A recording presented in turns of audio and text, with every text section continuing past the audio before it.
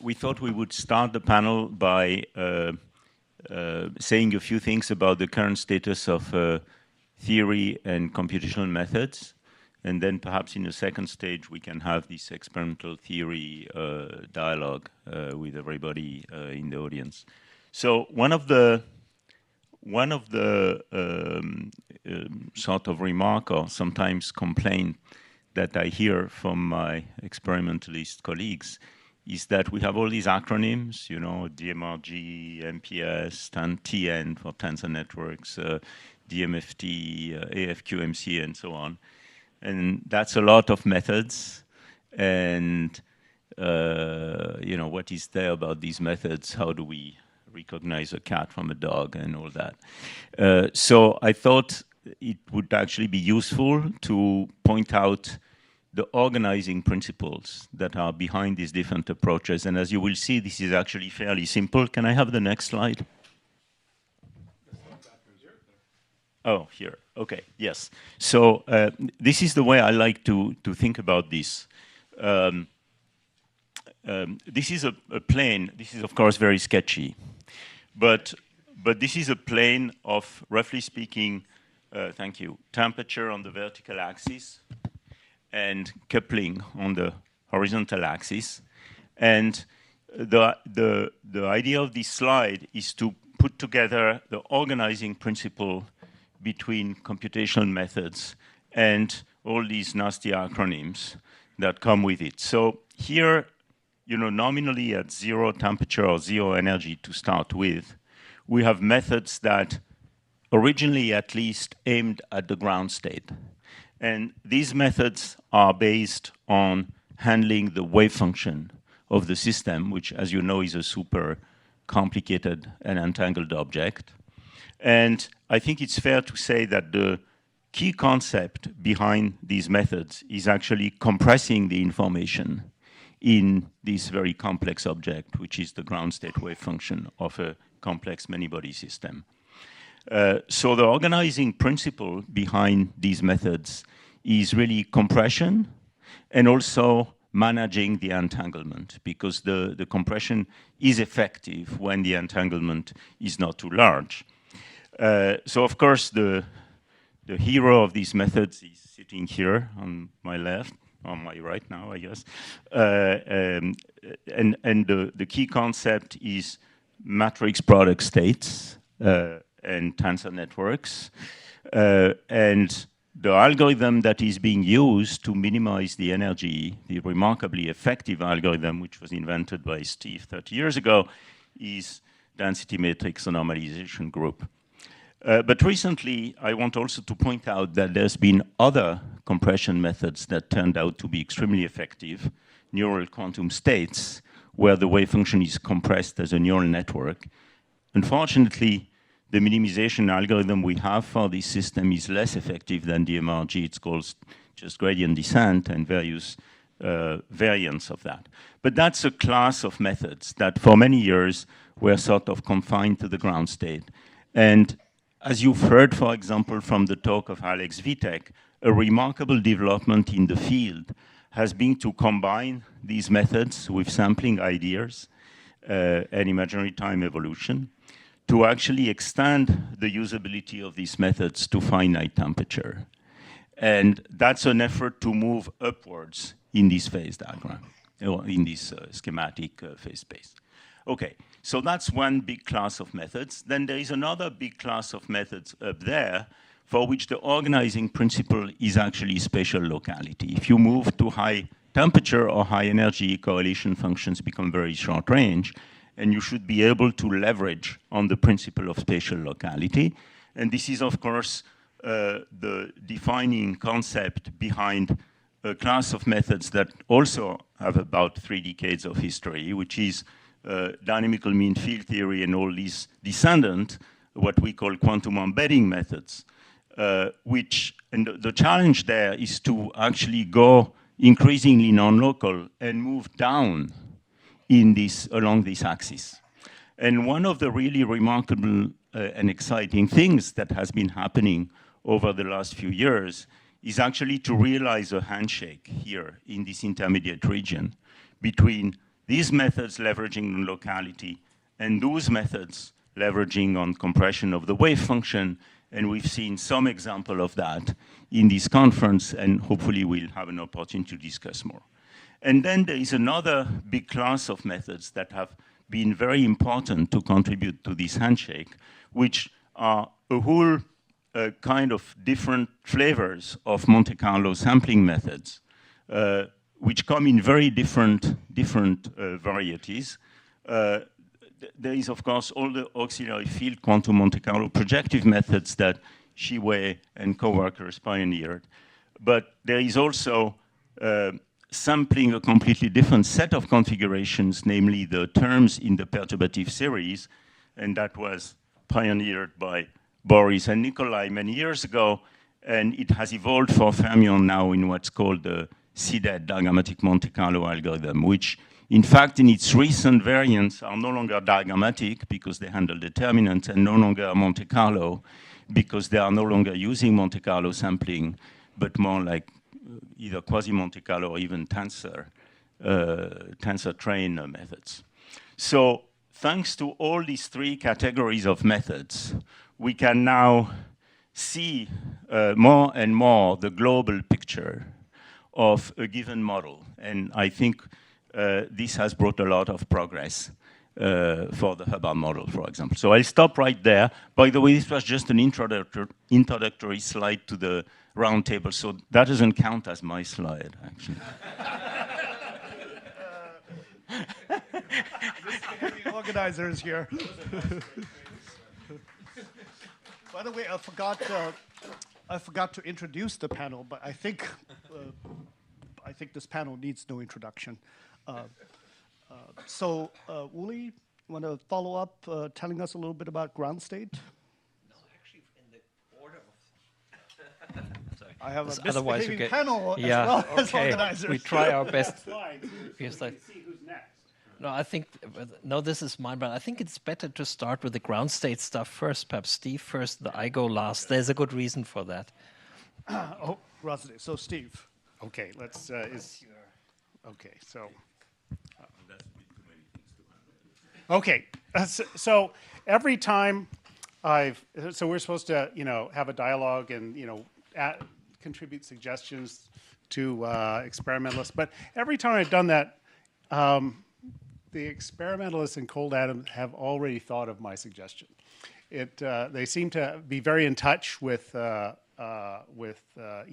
of the things I do. And so I thought I would go a little bit historical instead, and talk also a little bit about presenting your results.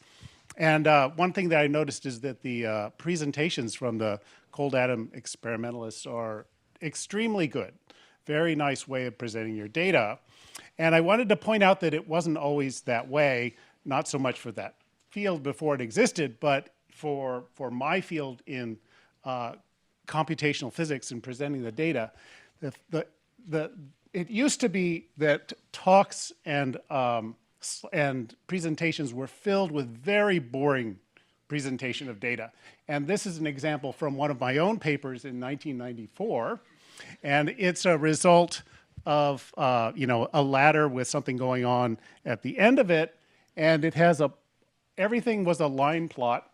And to know what the different pieces were, you just had some sort of table, upper bonds, lower bonds, rung bonds, and you just looked at it and you didn't get a picture in your mind. And sometimes they would have like 12 different types of symbols, even for a 2D system, and you just couldn't figure it out. And so I very much hated these sorts of plots. And so when we first started getting results in DMRG for the 2D TJ model, and we were getting very interesting results, I worked very hard in making plotting routines and started these new types of plots where, as far as I know, this is the first time that somebody sort of plotted the length of the arrows to represent the measurement of SZ, the thickness of the lines to represent S dot S. Another thing which we've seen a number of times here is that we started doing, all the results before that time were just always two-particle correlations. And I just didn't see how you could understand the structure of pairs or polarons or holes without multi-site correlators. And so these are multi-site correlators with a projection operator to show the pair here, and then S dot S shown by the lines across it. And here's the structure of the pair. And it showed us physics that we didn't appreciate beforehand, like this big singlet across a pair configuration in the diagonal. It was very intuitive, and it was very interesting.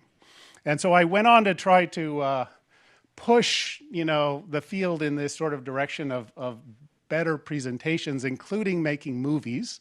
I found that, nowadays DMRG is very trusted.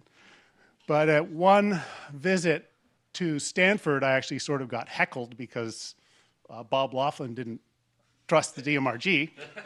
And he didn't trust much, but it was a severe heckling. And so I started making movies showing the convergence of DMRG. And those were extremely useful, and it certainly won over Bob. That's why you have a movie director. Yeah, yes. So I have a movie director. I used to, occasionally I would introduce myself if I had to do, I'd just say, well, I make movies. So I wanted to show my favorite movie maybe of all time, which was a movie to illustrate how METS works. So METS has been brought up a number of times, but it has this basic procedure where you have a product state, which is obtained, say, from a snapshot type of measurement, but we do it successively as a measurement. You evolve in imaginary time, and this is going to show in the movie as a continuous evolution in imaginary time, and then this object is the METS, and then we measure it back to the next snapshot, and we continue this process, and this equilibrates itself so that all the S's are distributed according to the proper thermodynamics. So let me show my movie here. Let me show my movie. So we need a little help here to, it wants a click to. Jason? So this movie starts on a click.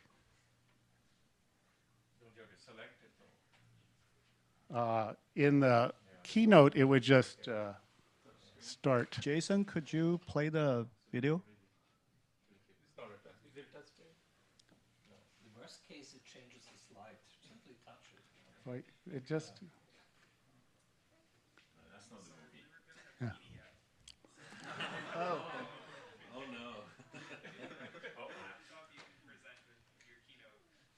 no. Oh yeah. No, I don't know who made the PDF. The one slide was 23 megabytes, so it had to be the keynote. Yeah. So, Okay. Yeah, maybe. So the movie will be the highlight Yes. after the round. Okay. So there is a keynote. So how about we play Yes. the movie after Okay. one We'll round? play okay. So Let's move on. you guys reshuffle. Who's next now? I don't know anymore.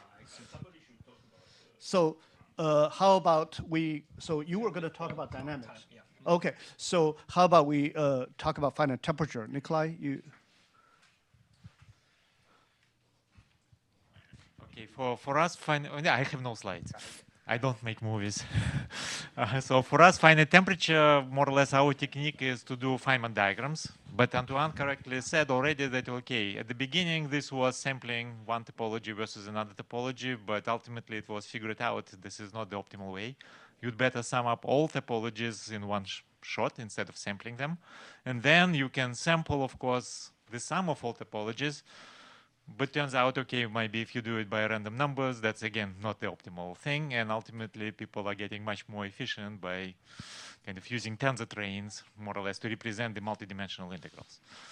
But the bottom line, if you just don't want to know those technical details, yes, you do Taylor series, you take any model you want, you break it into two pieces, and that's where the first kind of step becomes crucial. The breakdown of a Hamiltonian into something which is easy to solve and something which you do Taylor series on has infinitely many ways to implement for exactly the same Hamiltonian.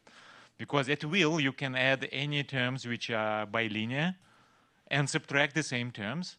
You add them, for example, to break the symmetry, and then you subtract the symmetry breaking terms.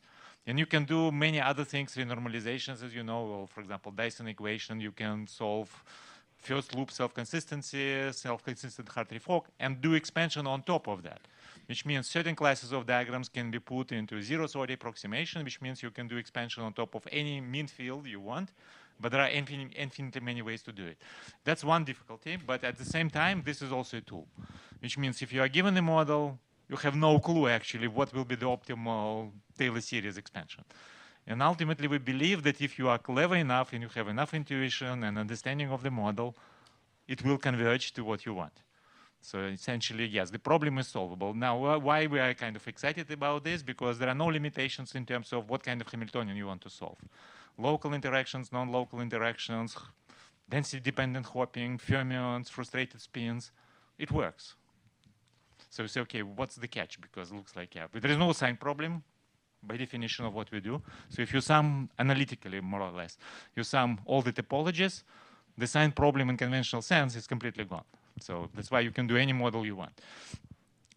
It's thermodynamic limit method, which means you are not limited to the finite system size. So in practice, people sometimes kind of discretize momentum space, but for purely technical reason, it means the thermodynamic limit is there, so you don't worry. So what's the problem? The only problem we have is convergence.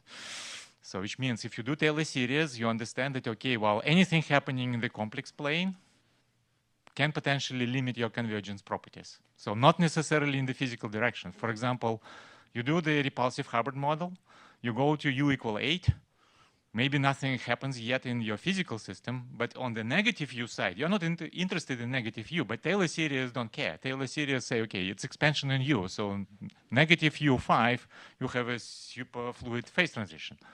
It will hurt your convergence for positive U.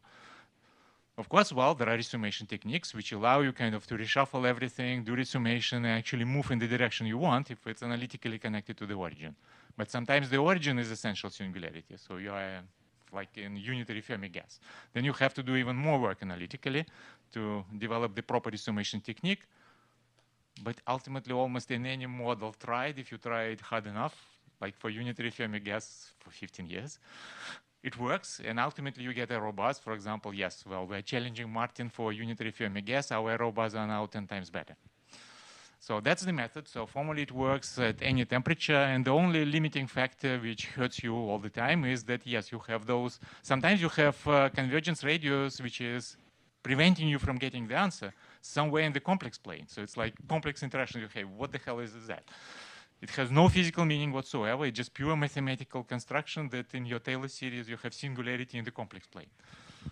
No physical meaning for this singularity, which means you cannot even think physically what does it mean, but it happens. So you have to be, that's more or less the only thing which is blocking you from using the method generically as a black box. And that's why it's never a black box. Because to avoid those singularities, move them in the complex plane of your expansion parameter, you probably have to fine-tune to what the model wants. Do resummations, renormalizations, the proper starting point. There are many ways we know how to do it. We call it homotopic expansions. And ultimately, yes, you can beat the problem, but almost one model at a time. And sometimes pretty painful, but so that's the method. Potentially, it can, for example, attractive U Hubbard model.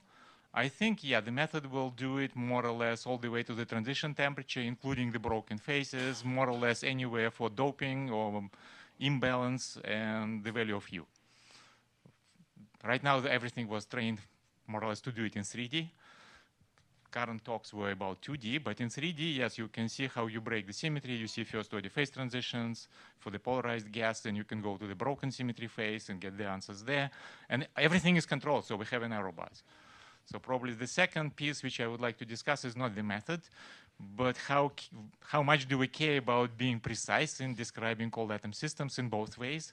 So we had maybe 3 experiences with cold atom community when first you do the experiment and the theory is not good enough. So you develop the theory, so you're getting better. You compare to the experiment and you disagree. And at this point, that's what we ultimately want. We want kind of the theory to be so good that if the experiment disagrees, it means either the protocol was wrong or some effect was not accounted for, or it's a completely new physics.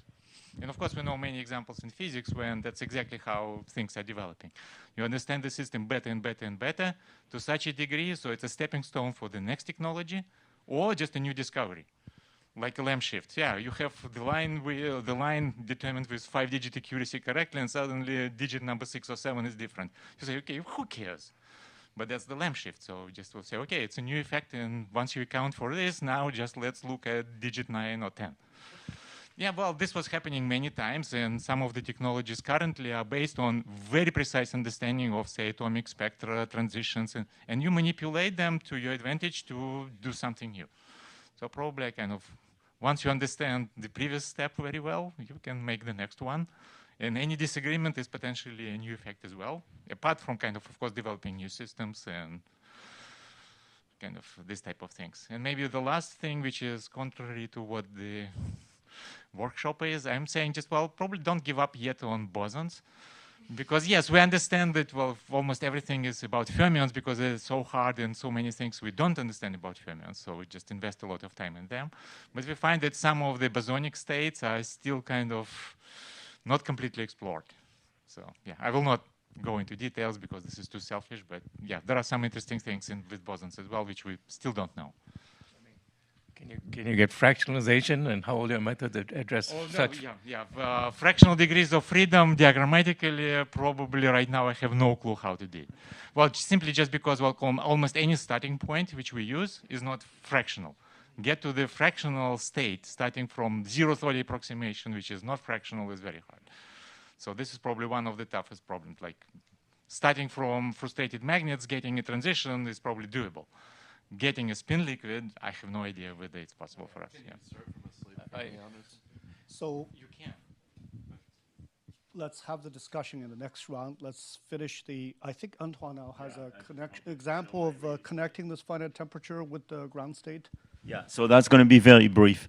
And yeah, to all the panelists, we want to Can have we, the audience ask questions. So Can we get another next slide? page. Yes, no, this here. Okay, so I'm going to be very brief. This is a direct illustration of what Nikolai just said. And this is applications of these diagrammatic Monte Carlo methods to the two-dimensional doped Hubbard model by my colleagues in Paris, Fedor Simkovic, Ricardo Rossi, and Michel Ferrero. And this is what's happening on this slide. This is as a function of U and doping for different temperatures in units of hopping. So you see that these methods were able to go for the thermodynamic limit, okay, so this is basically infinite system, down to about 7% of the hopping, okay?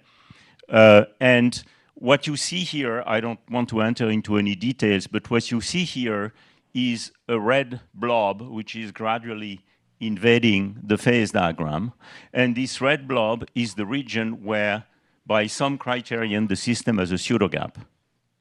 And what we did in that paper is that we tried to extrapolate this to zero temperature. So of course that comes with some error bars, okay? And what we discovered, which is not shown explicitly on this slide, is when you try to extrapolate this red boundary to zero temperature, it coincides with this black line, which is the line that was determined by Shiwei as separating, and his collaborators, as separating the region on the left where there is stripes in the ground state, and the region on the right where there is no stripes. So this is an example of this sort of handshake I was mentioning before, which answers a question that has been around in the field for many years, I think, which is that in the pure Hubbard model, this is T prime equals 0, okay? So the ground state is presumably not superconducting, except perhaps in very tiny regions of this phase space. What happens, what is the fate of the pseudogap as you go to T equals 0? And the answer is, it eventually leads to a phase in which there is stripe ordering. So the detailed nature of this transition we can discuss offline, but that was the conclusion of this sort of work. Okay, I think I'll stop here. That's all I wanted to say. So I guess transitioning from status of computation to what sort of theory wish list. Subir, want to kick that off? Okay, and then we'll have Steve. Well, at the end, Yeah, well, maybe now you can show Steve. Maybe we could show Steve moving now.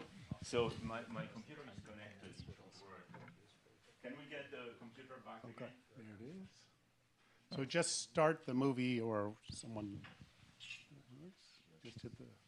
think we have so to skip play play, and and then do this. Yes, here we go. It's ready.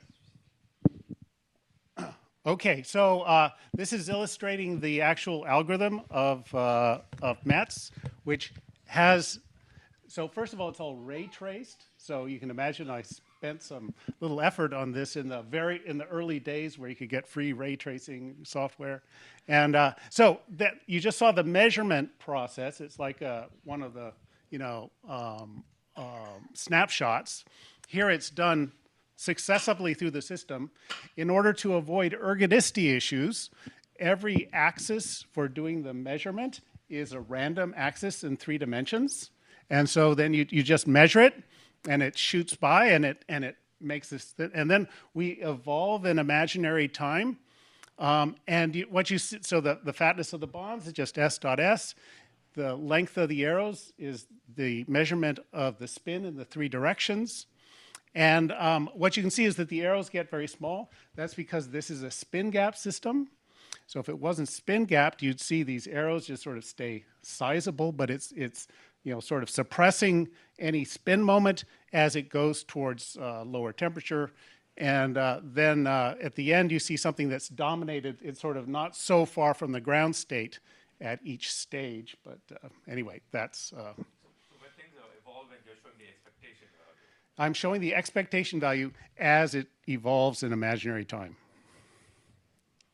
And you also see that the spins rotate a little bit as they sort of become more antiferromagnetic as it goes along.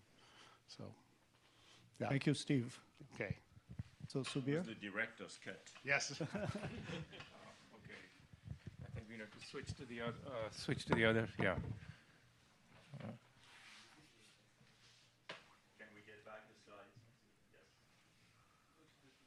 Yes. Okay. So thanks for all the nice presentations. I want to take a somewhat different point of view. I mean, implicit in some of the things Antoine said was that, you have some very interesting quantum ground states, charge order, D-wave superconductivity, and antiferromagnetism, as was discussed yesterday. And then you heat it up, and then you get some fluctuating phase, which is the pseudo gap that we want to understand better.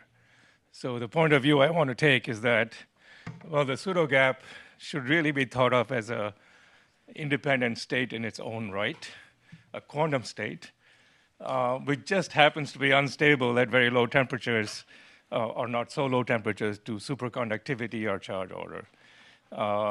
And that's really the correct starting point. So we have to really understand this as a quantum state which has its own quantum wave function, which, beyond certain very low energy scale or length scale, gets unstable. And there's very important reasons for this, which I won't have time to discuss here. If you go to the low energy states, and especially in condensed matter experiments where people have measured the Fermi surface, either by quantum oscillations in the charge ordered states or the nodal quasi-particles of the D-wave superconductor, if you want to really understand how these emerge from the pseudo gap, we have no alternative but to really understand the pseudo gap as a quantum state.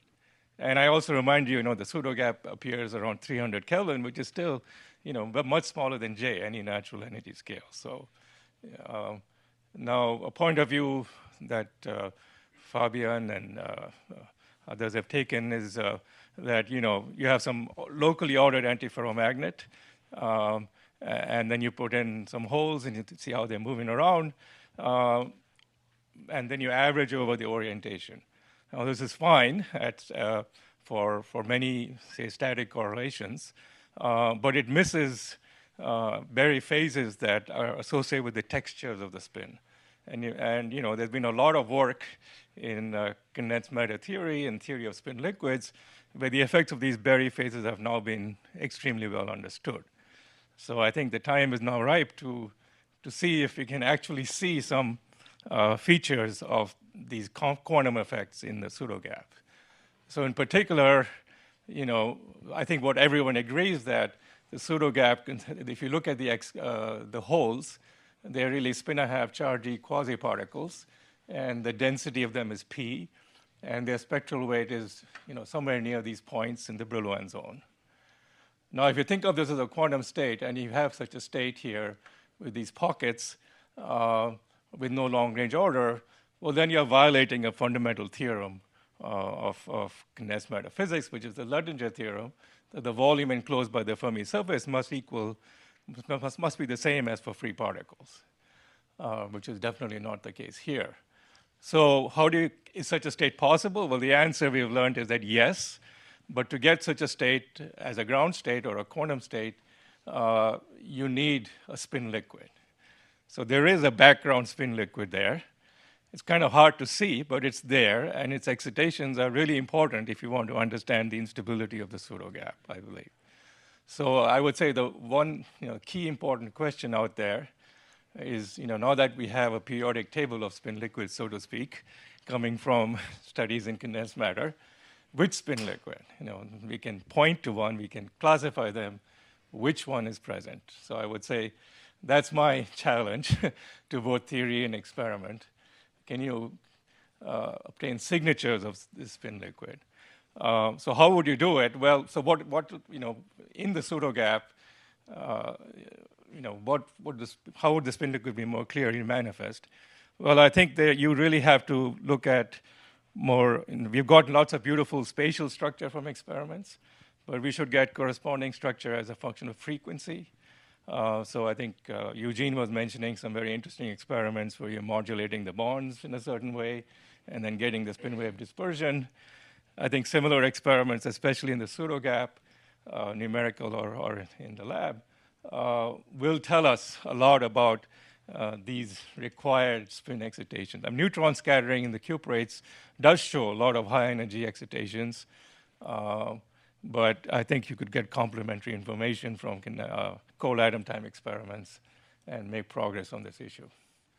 Anyway, so let me finish by just pointing out some recent work. So we made a proposal of how you could actually write down a quantum state which realizes this.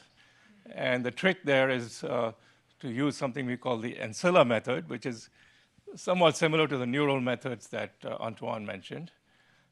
Basically, you can realize you have a Hubbard model on this top layer, and you can do a kind of a Schrieffer-Wolff transformation and map it onto essentially free electrons on the top layer, coupled to a bilayer antiferromagnet. And now this has a very simple state, which is very much like the pseudogap, where you take the top two layers and have them form a Fermi surface, they hybridize and form a Kondo lattice Fermi surface, and the bottom layer is your missing spin liquid. And you can take any particular spin liquid you want, and then this is your wave function. You have a Slater determinant of the top two layers with the right density, and this is the spin liquid. And then finally, of course, these layers are not physical, so you project it out into rung singlets of these two spins. So in the end, you get a complicated-looking wave function, simple to write down in principle, but hard to evaluate. So there's been some heroic work by my student who's graduating tomorrow, Henry Shackleton, and Shiwei Zhang, who've been doing, I think, AFQMC on this type of wave function. And so here are some results that, I'm sorry, Steve, they are not plotted the way you like them. But I will convey that message to Henry. No, but this is not position, this is doping. So I don't know how else you would plot them.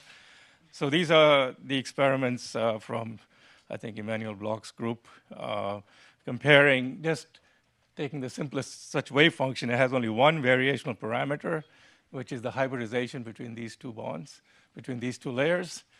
That's a measure of the pseudogap, and this is how the pseudogap decreases with doping. And these are the correlations along the 0-1 direction and the 1-1 direction, the presence of a hole, and they come out pretty well. Okay, thank you. Thank you, Subir. So one thing I think we didn't cover at the workshop is SUN, beyond SU2 Hubbard. Caden, you want to say something about that? Can somebody click? Or yeah. So I'm going to tell you about yes, the SUN Hubbard model, which is I think an example of something in the community that is becoming of clear importance, which is going beyond the sort of vanilla Hubbard model. Do you have a slide? I do. I sent it to Paula. Is it towards the end? Is that the last? I don't know. If you can get it, that's great. If not, you know, it's not so important. They can work on it while I talk. But you know, so this is something that from the viewpoint of SU2 Hubbard model, of course, there are a lot of reasons to care about the SU2 specifically, but SUN really opens up a lot of new physics that wouldn't be there in the SU2 model, as well as overcome several of the challenges that we're really facing as a community for the SU2 Hubbard model. And there are now a number of experiments that have realized this in cold atoms. So this was proposed back in 2010 by Gorshkov and others, Kazalia and Kongjong Wu a little bit earlier, had predicted that certain atoms, the alkaline earth atoms, would have an enhanced symmetry. So rather than SU2, they would have SU6 to an SU10 symmetry. In strontium, atoms could go as large as SU10. And this symmetry would be tunable. So in the same experiment, you can do SU2, 3, 4, 5, 6, 7, all the way up to 10. And now experiments, beautiful experiments, have actually realized this in lattices, not in lattices, studied excellent physics there. And so let me identify sort of 3 challenges that I think we've heard about at the workshop for the SU2 case that I think these SUN ideas really help us get past. And so one of the challenges is simply that I believe the SU2 model, while important, is very special, or if you're more pessimistic, you could say pathological. The SU2 model in the plain vanilla form is happens to have a coincidence that integer fillings, where you get Mott insulators, are exactly where you have perfect nesting. So you look at the Fermi surface in a 2D square lattice, and you have this diamond shape in 2D.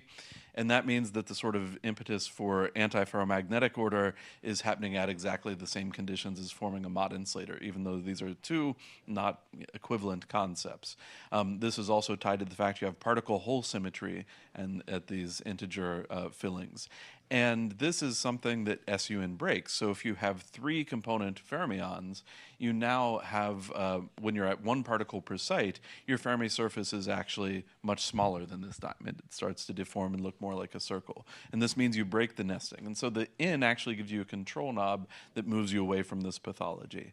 Another aspect that we've seen a lot in this conference is the temperature. So the record low temperatures, I think, are right around 0.2, 0.25, somewhere in there, times the tunneling in these SU2 gases. Thanks to basically the larger number of degrees of freedom in a SUN system that you have in components, they can carry a lot more entropy per particle, even while having some correlations between the sites or being in a Mott insulator. And as a result, when you fix the entropy of your initial gas and load it into the lattice, you actually get colder as you increase in. And this getting colder actually leads you to interesting, strong correlations. And this has now been observed by the Takahashi group, that as you increase in from n equal 2, 3, 4, 5, 6, the nearest neighbor correlations have been observed to get stronger and stronger. And so this means that, of course, you know, we can have a fight about entropy versus temperature, but there is a sense in which the temperature, you know, so you could worry that as n gets larger, the temperature scales of what you care about get lower. And this may be true for some states, but this is certainly not true for all states. So at least for a lot of interesting physics, you get colder while the temperature scale sort of stays the same within. And then the third challenge is maybe, you know, I'm certainly not going to say we have solved the 2-dimensional SU2 Hubbard model, but there are a lot of really good theory methods that we've heard about at this workshop and from the panel. And the SUN model takes us further away where the theory is even worse, I would say. And so it gives more opportunities for experiments to inform things. So the SUN models have a much larger Hilbert space. The on-site Hilbert space is 4 for SU2, but for SUN it's 2 to the n. So it's a 1,000-dimensional Hilbert space for SU10 system if you don't use any symmetries or anything. And that's very, very challenging for exact diagonalization, numerical linked cluster expansion, DMRG type algorithms. And so there seems to be a conservation of evil. Now, friends and collaborators have implemented diagrammatic quantum Monte Carlo. Evgeny Kozik has done. We've worked with Shuei and Ettore Vitali to have constrained path quantum Monte Carlo. And also we've, with Richard Skalatar, developed some determinantal quantum Monte Carlo building on others' work. And basically, each of these methods, except maybe the CPQMC, really seems to be challenged by the larger N. That for different reasons in different cases, sometimes due to Hilbert space, sometimes due to sign problem, things get worse as you increase N. So it's a real challenge to understand these systems theoretically, and we're only beginning to scratch the surface of especially the doped Hubbard model. There's been a lot of work in the Heisenberg limit, but as soon as you start adding holes, I would say nobody knows what's happened. So there's a rich theoretical history in condensed matter physics studying this model, but in the last few years, the creation of this in cold atoms, I think, has given us opportunities to connect a lot of this work. And so the theory history, of course, goes back to the 80s with work from Subir and others in a slightly different variant of the model than we actually get in cold atoms. But there are many connections to interesting problems in condensed matter physics, spin liquids, exotic orders that are predicted even in the undoped case. And so now, so I would love to see a community form around numerical algorithms that are sort of now on a very even playing field with experiments studying the doped Hubbard model. And some initial predictions from this geometric string theory were made by Fabienne Nonabel and a student of theirs, Henning Schlemmer, but it's really very early days for this. So I think that's most of what I wanted to say. Thank you, Kaden. So I think we hear about dynamics, which is... Leave the slide. Where's the... Okay, microphone is here. Okay, Kaden, this reminds me of my master's thesis, well, more than 30 years ago. Antoine, back to your first slide. I want to start with that one. Okay. Yeah, reminds me of a master thesis more than 30 years ago, which was in 1/n expansions of SUN theories. So, but today something different. I mean, we have the problem also of two-dimensionality of screens, because Antoine could not add a third dimension, which would point, how should I say, into the plane, which is of course the dimension, the dimension of time or frequency, which is of course also very important. And I want to think about it from the perspective of think about experiment dynamical quantum simulations. Before we go to my slide, perhaps just to remind you what the problem is, in particular from the perspective of DMRG tensor networks, is that the ground states, or the kind of states with local excitations, which we start from, are very lowly entangled. They obey the area law, and this is actually our reason of existence, that we can actually do something on these systems. And as soon as you start time evolution, you explore the full Hilbert space, and unfortunately you get out of the range of the area law, and things become very unpleasant very rapidly.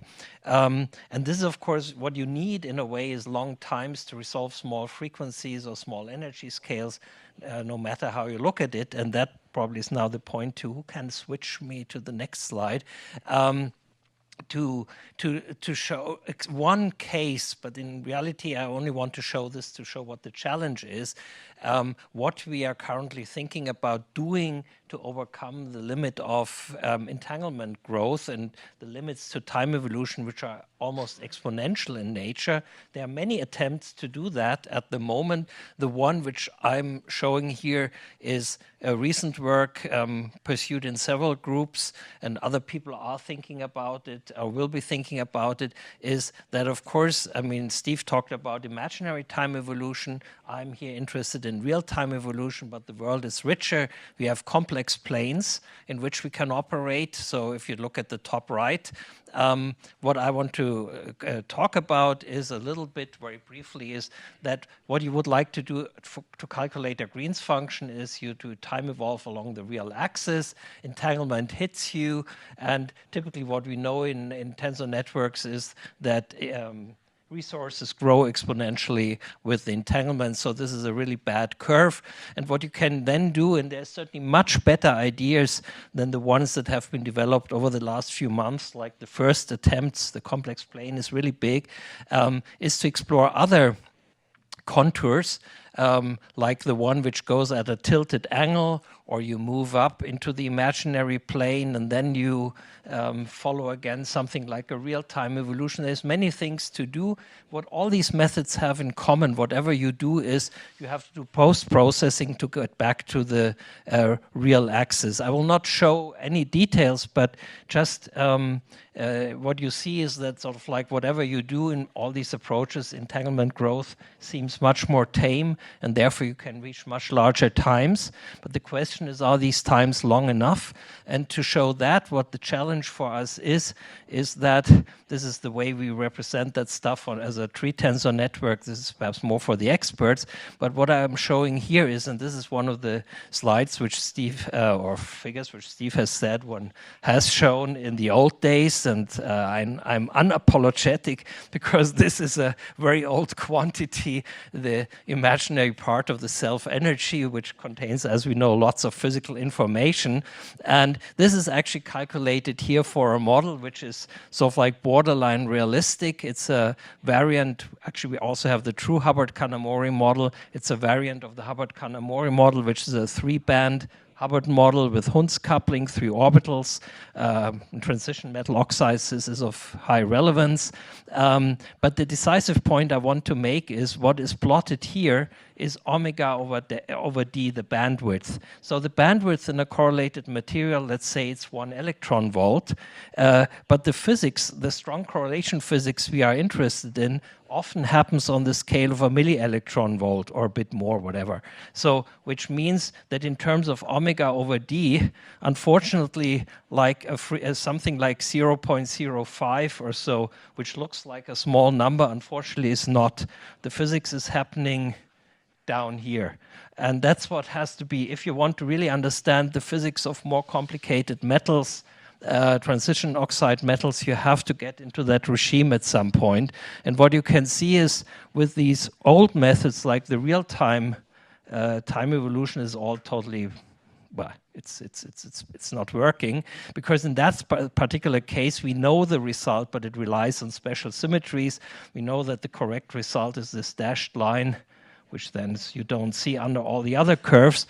But you see with this complex time evolution and a proper post-processing, and these are really the first naive attempts, we are sort of like almost getting there. The deviation here has to do with use of the Dyson equation. With Fabian Kugler, who is sitting here, we are hoping to overcome that issue relatively soon. Well, let's see. Hopes are big. But anyways, the point I want to make is this is a challenge both for numerics to improve these methods in whichever way, whether that's the way that will survive remains to be seen, but it's also the challenge to you kind of quantum simulation people, because ultimately we are at the limit of what is possible. Many of these materials, as we have them, are not particularly clean, and there are this and that problem, and that therefore would be a wonderful case for quantum simulation in a way where it's not easy that you can simply say, well, theory curve and experimental curve coincide. That has its enormous advantages, as Nikolai explained it, because, for example, it might tell us that our theoretical approach is wrong, yeah, not to put the blame on the experimentalists when there's a deviation. But as Steve said, tensor networks are very trusted. So probably if we sort of like, it's probably not so interesting for us just to see that experiment and theory are on top of each other, but really to explore materials which otherwise we cannot really have a good look at. Thank you. Thank you, Uli. So let's have some discussions. Questions, comments from the audience? Yes. Yeah, so one thing I think would be really fun to have more is more models, right? Because when we, for example, we teach the students, oh, it's the Ising model, and the reason we just teach the Ising model is because we know exactly we can add this and that X, nothing changes. And I feel like with the Hubbard model, there's already so much discussion just about the T prime. But I'm thinking, we looked at these mixed D ladders. Say you can do mixed D bilayers, you can do things like this. And I think the numerics are getting more and more powerful, and the experiments have more and more tunability. So the more we can have models and explore phase diagrams and basically ask how universal are the things that we see, that would be another really helpful direction, I think. Comments? Curious to hear what people say. Yeah, so maybe along those lines. Of course, you know, one of the important field in Canas matter is when you go from one band to more than one band and several orbitals. And if you want to be realistic for basically any material, except perhaps cuprates and nickelates, having more than 1 degree of freedom per site is important.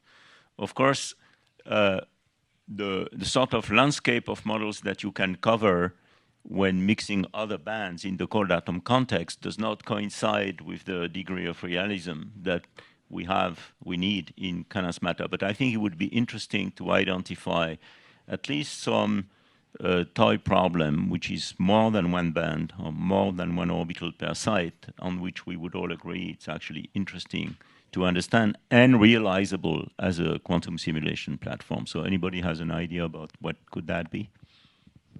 So could we go back to the first page? I just want to remind people to participate, especially young people, students and postdocs who want to hear from you.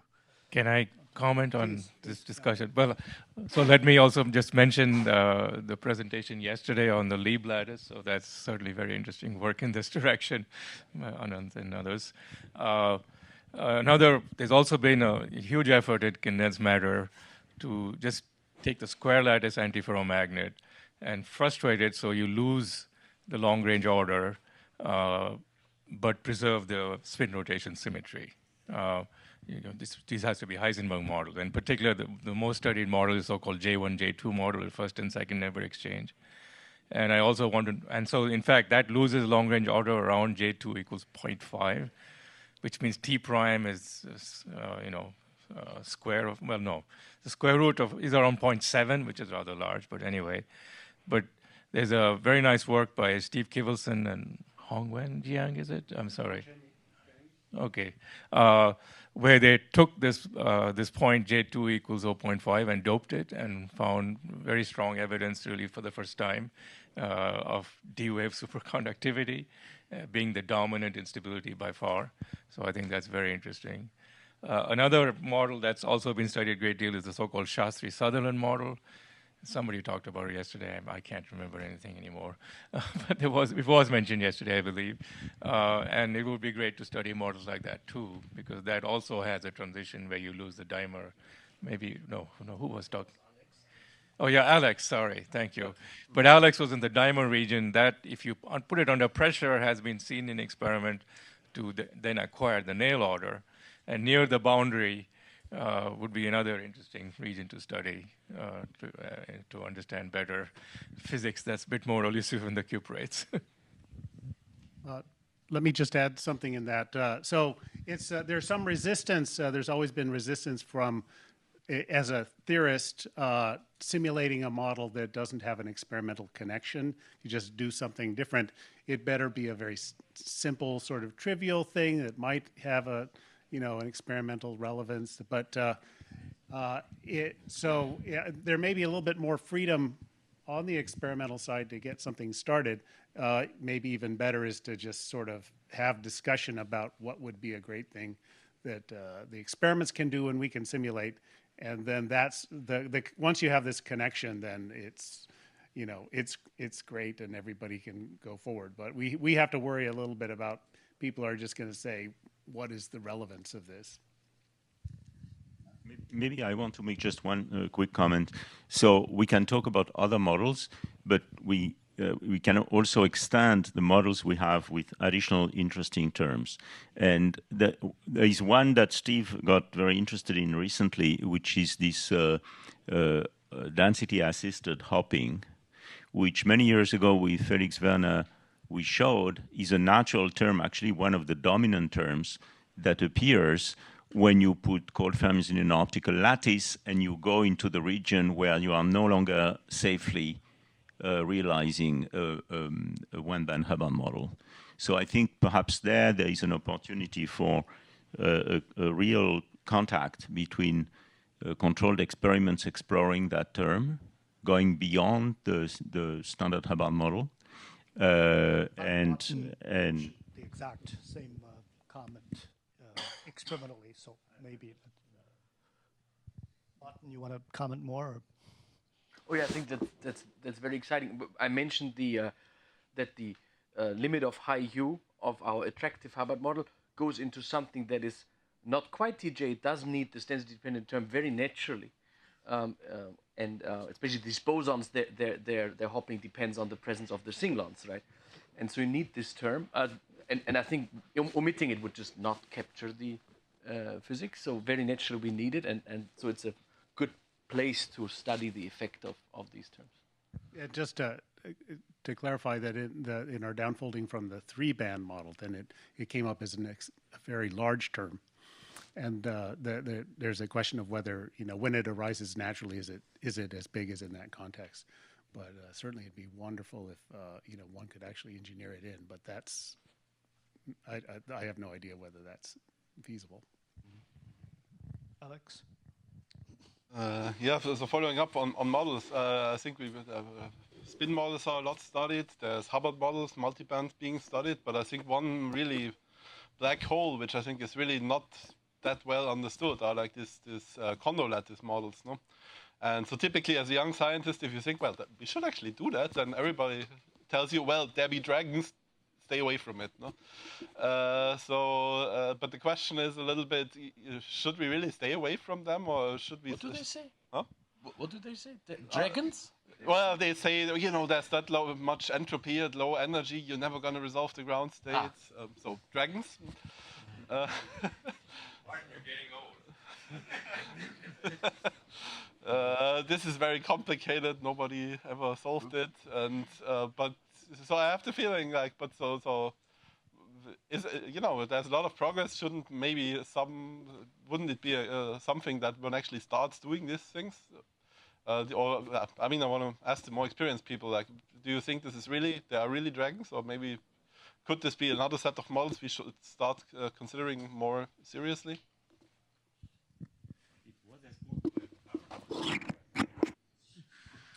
I remember some papers where people have struggled a lot with that using DMRG. I mean, it eventually got somewhere, but there were dragons, definitely. Yeah. I think Ian McCulloch had his first papers on that. What kind of dragons?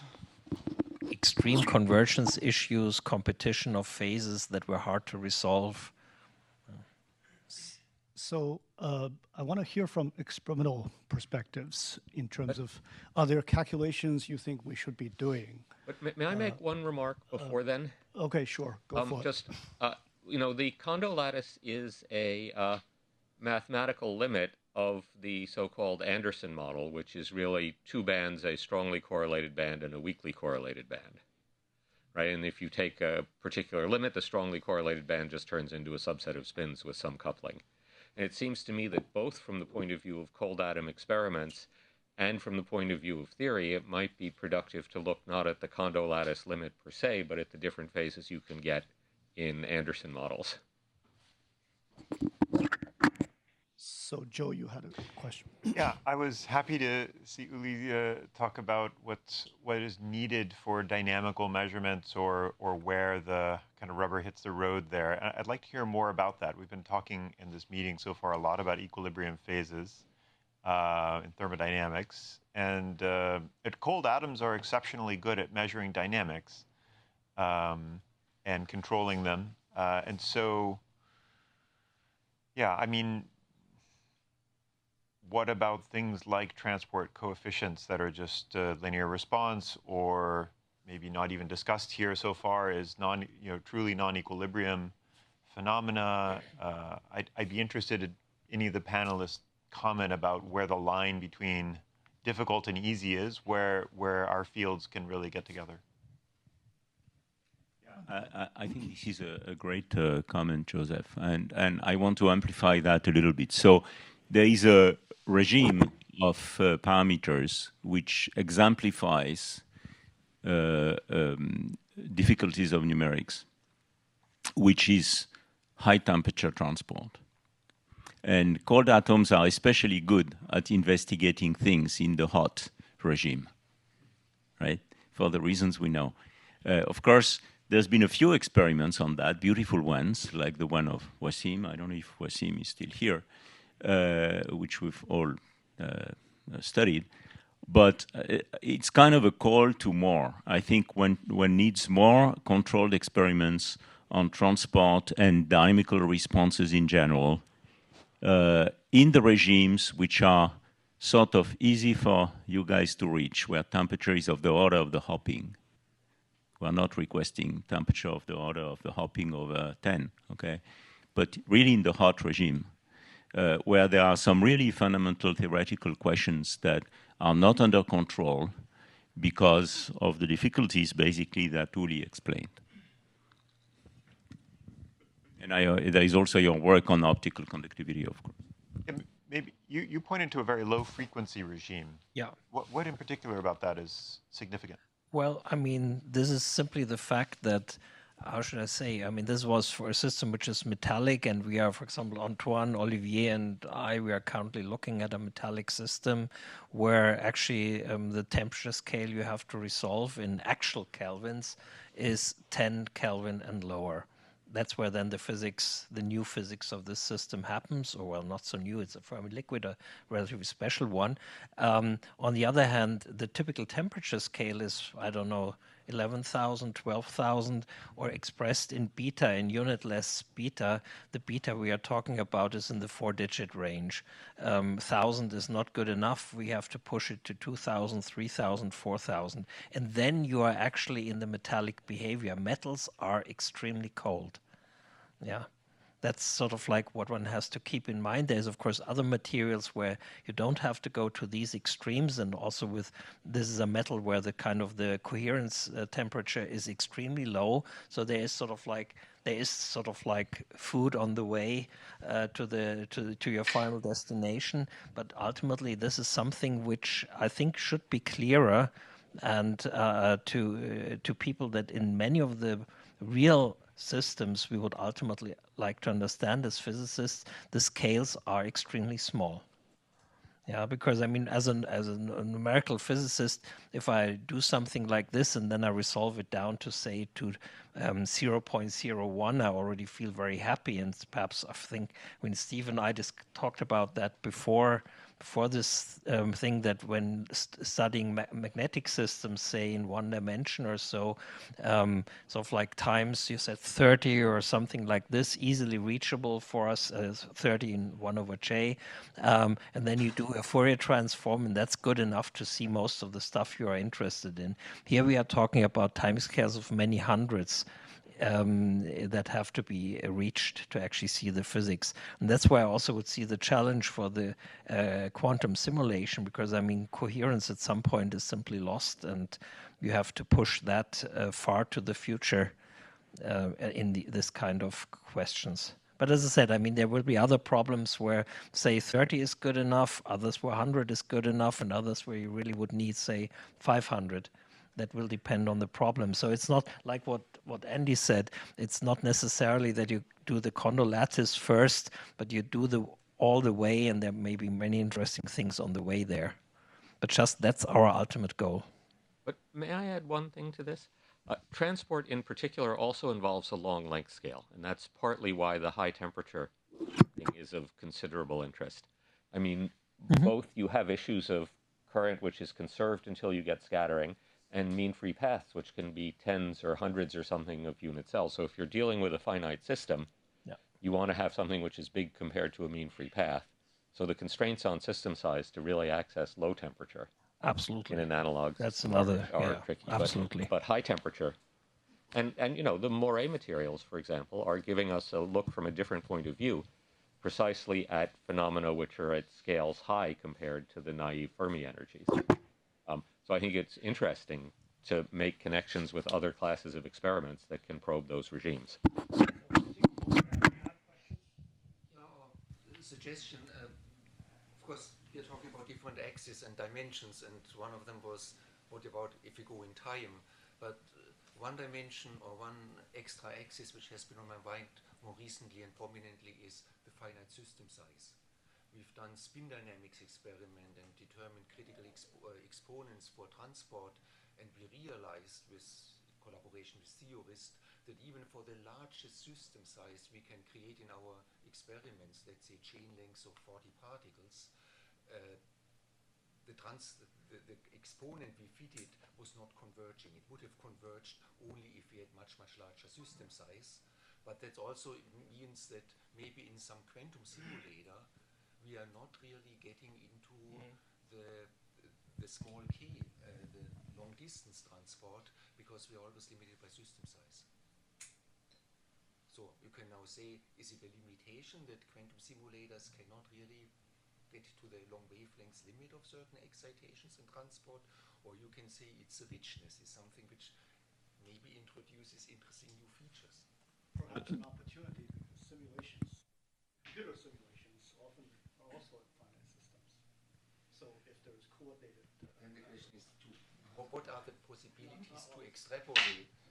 And we actually did in our experiment an extrapolation from smaller to longer to longer to longer chains, but the longest chain was not enough that the extrapolation was reliable.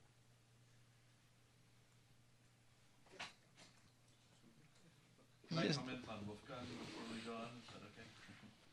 With you, No, I mean, it's a bit connected to that. I mean, something that I believe that would be very useful for I've actually already pressed on the thing. So it would be very useful to work hand in hand together, theory and experimentalists, or criteria. The point, for example, Subir was taking the example of spin liquids. There is a lot of predictions around there for spin liquids. People say, well, in Kagome dipolar, you should have spin liquids. So we've actually done the experiments, and we've been sitting on piles of data that no one can extract anything out of it at the moment because we don't know what to look for. So it's quite often this is also related with the difficulty to characterize entanglement in those systems. So we need to find, I mean, it's not because you guys have found, useful numerical methods to characterize the thing that we can necessarily measure it in the lab, because the criteria, which are explosion of entanglement, entropy or something like that, are not possible to measure. So we need to also, I believe, work on this. Otherwise, there are lots of things that we won't have access to. So. Yeah, so very much in line with these, like, if it's challenging to get to long wavelengths, is there, what can we do interesting that's, say, at shorter wavelengths, like an analog of an optical conductivity at finite wavelength? For example, in the pseudo gap, if there's a conflict between this picture that Subir presented and the geometric strings, is there any chance this could be resolved with a sort of finite wavelength observable, rather than having to study something in some very long wavelength of hundreds of sites? Yeah, I think it could. I mean, you have to look at the full energy spectrum and see whether you can even just equilibrium S of Q and omega at all Q and omega and try to see which can, what works better. Alternatively, of course, there are the low temperature states. For example, you get some stripe state out that we know has quantum oscillation. Now I mean, you need very clean samples. I don't know how big. Yeah, that is rather long distance effect. Where so you really have to look at the fermionic excitations more carefully, and then there's clear differences.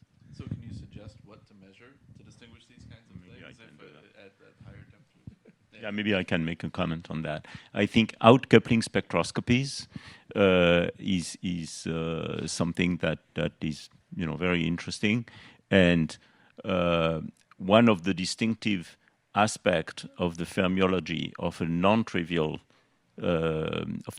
physics in the pseudogap state is the fact that, of course, this is finite temperature, but there may be hints of incipient topological order, and this has a manifestation in the fermiology,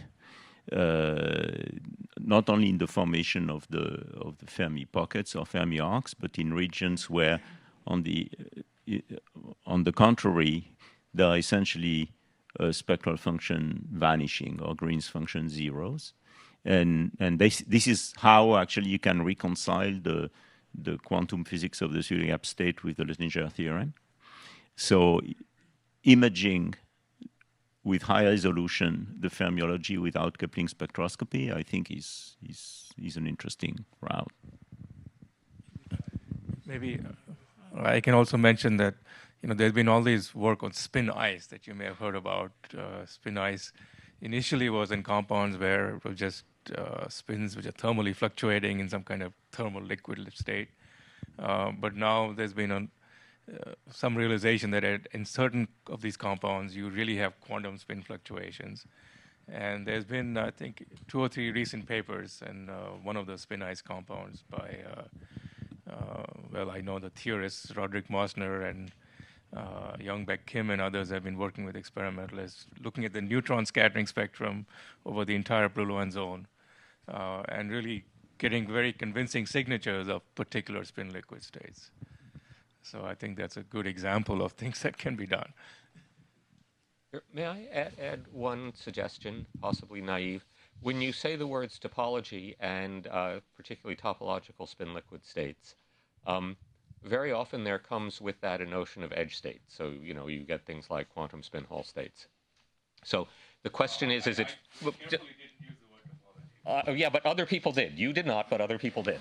Anyway, my point is that just that if there is topology at play, are there models which could be simulated where one could study in finite cold atom systems the presence or absence of edge states? That was the idea I wanted to throw out. Are there models where it's interesting to look for edge states or spin excitation edge states in a finite system?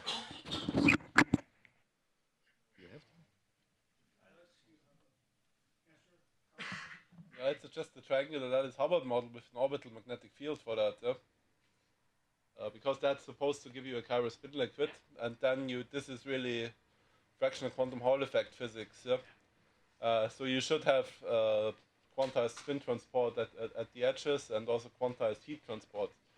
And so this means triangular lattices are realized, and I guess orbital magnetic fields can also be done to some extent. But okay, I don't know to which extent and how big, but okay. Are there some experimentalists in the room who want to comment on the current status of rotating condensate experiments or artificial gauge field? Oops. I'm not so familiar with what has been seen or not seen. I can say something about rotating gases just because I'm excited about it. So you can make these systems with rapidly rotating Bose gases or Fermi gases, and they can have a nice edge. You can now make a nice edge and see the edge propagate happily. At the moment, for the bosons, we are in mean field land. You would still describe it by a single macroscopic wave function, but it will be exciting to see whether once you go to low filling fractions, less particles per vortex, whether with the capabilities of single atom resolution imaging, you can actually still see interesting correlations pop up, and it would be a dream, for example, to detect sort of edge states with single atom resolution and see them go one after the other. Things like that are on the horizon. They have been seen in lattices, at least non-interacting regimes, right? The skipping orbits. So I think it's all within reach. And I think I would also add, and to Antoine's comment, outcoupling spectroscopy. Once we have that, we can even do STM-like probes and look for the edge states spectroscopically. It's fantastic.